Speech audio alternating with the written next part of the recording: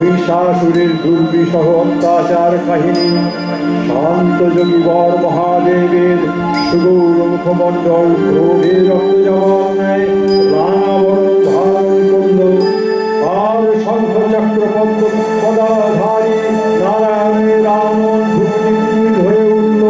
তখন মহাশক্তির আহ্বানে গগনে গগনে নিনাদিত হল মহাশঙ্খ।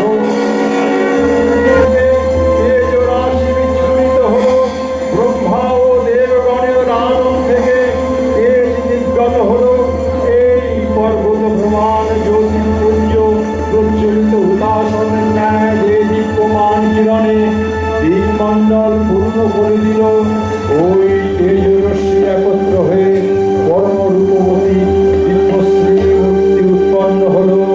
তিনি জগন্মাতৃকা মহামায়া, এই আদ্যা দেবী।